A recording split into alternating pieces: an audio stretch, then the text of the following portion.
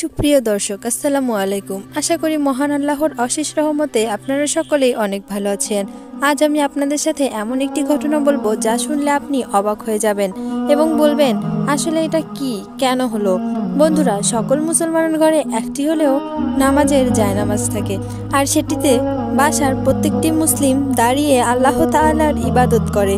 তবে একটু ভেবে দেখুন তো, যদি এই জায়নামাজের মাথার কাছে অর্থাৎ যেখানে সিজদা দেয়া হয় সেখানে মূর্তির মতো কোনো জিনিস আঁকা থাকে, তাহলে কেমন হবে?